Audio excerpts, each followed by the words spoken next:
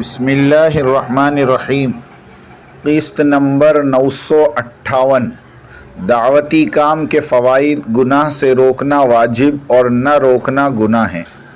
دعوتی کام اور اس کا اسلوب۔ الحمدللہ الحمدللہ وحدہ والصلاة والسلام علی من لا نبی بعدہ، اما بعد۔ دین کی دعوت و تبلیغ کے فوائد۔ دعوت و تبلیغ سے متعلق چند احادیث مبارکہ۔ حضرت ابو سعید خدری رضی اللہ تعالیٰ عنہ سے روایت ہے، وہ رسول اللہ صلی اللہ علیہ وسلم سے روایت کرتے ہیں، فرمایا جو شخص تم میں سے کوئی خلاف شرع امر دیکھے اس کو ہاتھ سے روکے، اگر اس کی طاقت نہ ہو تو زبان سے روکے، اگر اس کی طاقت بھی نہ رکھتا ہو دل سے برا جانے، یہ کمزور ترین ایمان ہے۔ فائدہ۔ حدیث نبوی سے معلوم ہوا کہ ایک مسلمان برائی کو دیکھے تو وہ برائی کے خاتمے کے لیے بھرپور کوشش کرے۔ یہ بھی معلوم ہوتا ہے کہ اس سعی جمیلہ میں کسی بھی طرح کے قانون کو ہاتھ میں نہیں لیا جائے گا، بلکہ جس قدر وہ سعی کر سکتا ہے وہی کرے۔ لطیفہ۔ حدیث مبارکہ سے امر بالمعروف اور نہی عن المنکر کی اہمیت واضح ہوتی ہے کہ انسان کے جہاں تک بس میں ہو وہ برے کام سے خود بھی بچے اور دوسروں کو بھی افعال بد سے روکے۔ پھر سرور دو عالم صلی اللہ علیہ وسلم نے اتنی اجازت مرحمت فرمائی کہ اگر طاقت سے نہیں روک سکتے تو زبان سے روکو، اور اگر یہ بھی نہیں کر سکتے تو کم از کم دل میں تو اسے برا جانو۔ یہ نہ ہو کہ اس فعل بد کی تعویلات کرنا شروع کر دو۔ مثلاً یہ گناہ اس لیے کر رہا ہے کہ عادت سے مجبور ہے، جب تک اسلامی حکومت قائم نہیں ہوگی ایسا ہی چلتا رہے گا۔ آج کل کون کس کی سنتا ہے؟ حضرت ابو مسعود انصاری رضی اللہ تعالیٰ عنہ سے روایت ہے کہ رسول اللہ صلی اللہ علیہ وسلم نے فرمایا کہ جس شخص نے کسی نیک کام کی طرف کسی بندے کی رہنمائی کی تو اس کو نیک کام کرنے والے بندے کی اجر کے برابر ہی اجر ملے گا۔ مناظر اسلام حضرت مولانا منظور نعمانی رحمۃ اللہ علیہ حدیث مبارکہ کی تشریح کرتے ہوئے لکھتے ہیں کہ اس حدیث کا مطلب اور مدعا اس مثال سے اچھی طرح سمجھا جا سکتا ہے کہ مثلاً ایک شخص نماز کا عادی نہیں تھا، آپ کی دعوت و ترغیب اور محنت کے نتیجے میں وہ پابندی سے نماز پڑھنے لگا، قرآن کی تلاوت اور اللہ کے ذکر سے غافل تھا۔ آپ کی دعوت اور کوشش کے نتیجے میں وہ قرآن پاک کی روزانہ تلاوت کرنے لگا، ذکر و تسبیح کا عادی ہو گیا۔ وہ زکوٰۃ ادا نہیں کرتا تھا، آپ کی مخلصانہ دعوت و تبلیغ کے اثر سے وہ زکوٰۃ بھی ادا کرنے لگا۔ اسی طرح اور بھی اعمال صالحہ کا پابند ہو گیا تو اس کی عمر بھر کی نماز و ذکر، تلاوت، زکوٰۃ اور صدقات اور دیگر اعمال صالحہ کا جتنا اجر و ثواب آخرت میں ملے گا، اس حدیث کی بشارت کے مطابق اللہ اتنا ہی اجر و ثواب بطور انعام کے اپنے لامحدود خزانے سے اس داعی الی الخیر بندے کو بھی عطا فرمائیں، جس کی دعوت و تبلیغ نے اس کو اعمال صالحہ پر آمادہ کیا اور عادی بنایا۔ واقعہ یہ ہے کہ اس راستے سے جتنا اجر و ثواب اور آخرت میں جو درجہ حاصل کیا جا سکتا ہے وہ کسی دوسرے راستے سے حاصل نہیں کیا جا سکتا۔ بزرگان دین کے اصطلاح میں یہ طریق نبوت کا سلوک ہے، بشرط یہ کہ خالصتاً لوجہ اللہ اور رضائے الہی کی طلب میں ہو۔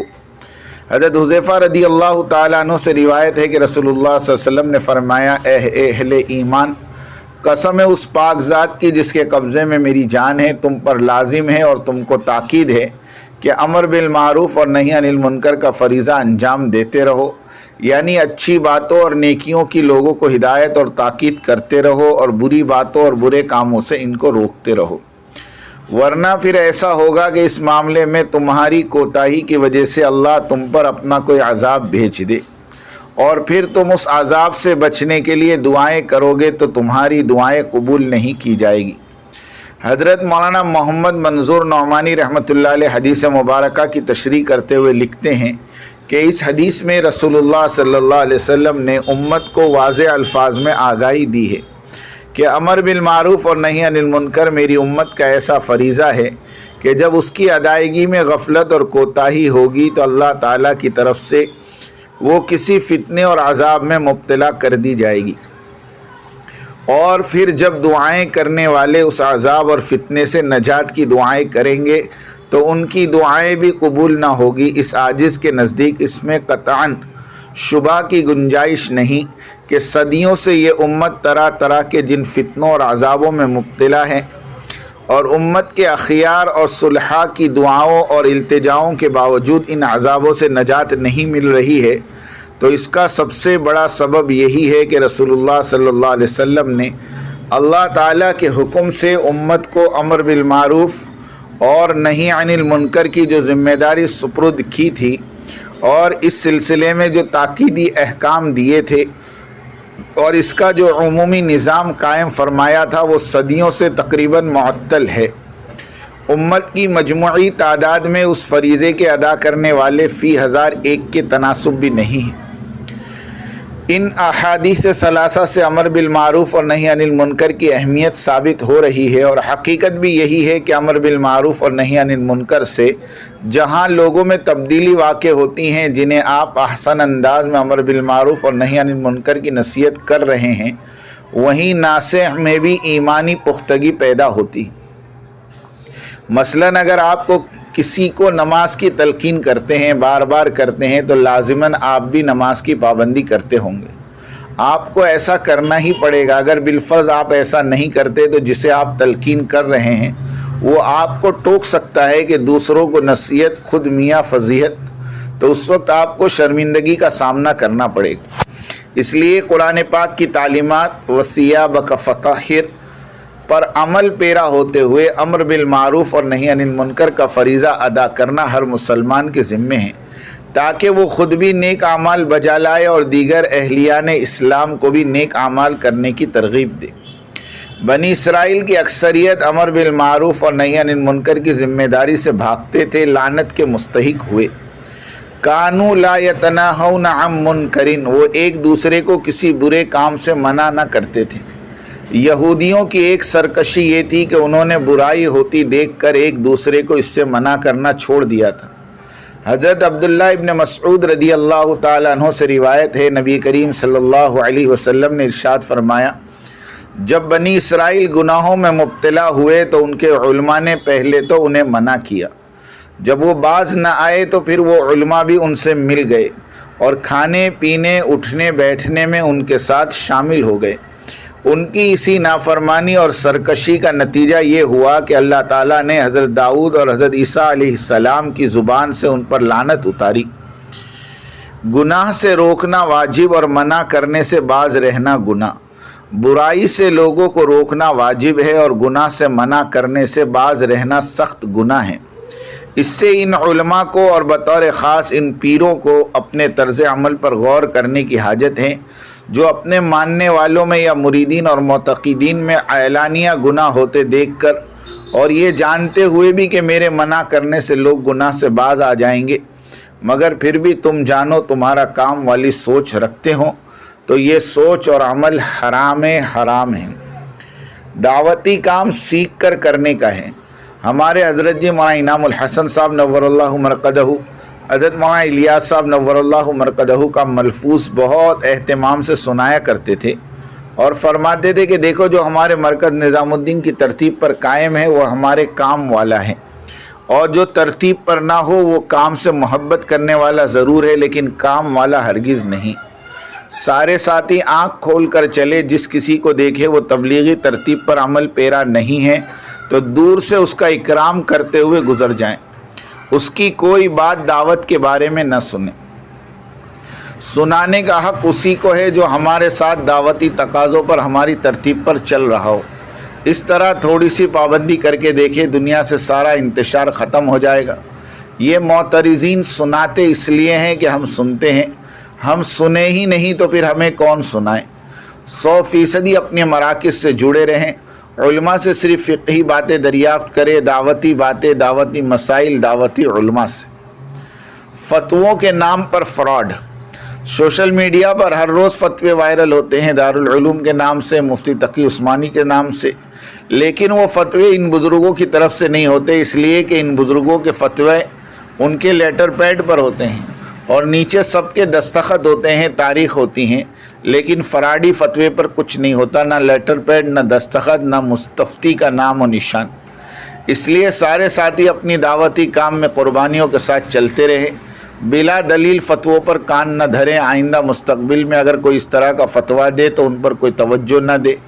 اب جو بھی جھوٹ بولے، الزام لگائے، اس سے دلائل طلب کیے جائیں گے، ورنہ وہ جھوٹا، وہ مکار اور دھوکے باز ہوگا، ثابت ہوگا۔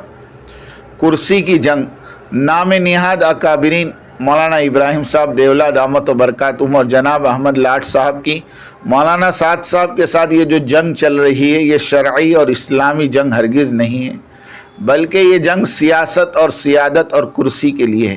اس لیے کہ مولانا ارشد مدنی صاحب دامت و برکاتہم کا ایک بیان بھی اسی تعلق سے موجود ہے۔ حضرت مولانا ارشد مدنی صاحب نے کھلے لفظوں میں فرمایا تھا کہ اتنی بڑی دنیا کی عمارت ایک کم عمر لڑکے کے حوالے ہو جائے، ایسا میں ہرگز ہونے نہ دوں گا۔ اسی پلاننگ کے تحت فاروق بھائی بنگلوری اور پروفیسر حضرات نے نقشہ تیار کیا، اور مولانا ابراہیم دیولہ اور مولانا احمد لاٹ صاحب نے عالم بغاوت بلند کیا، اور جناب احمد لاٹ صاحب اور رائے ونڈ والوں نے اس طرح سے اس بغاوت کو کامیاب بنانے کے لیے ساتھ دیا۔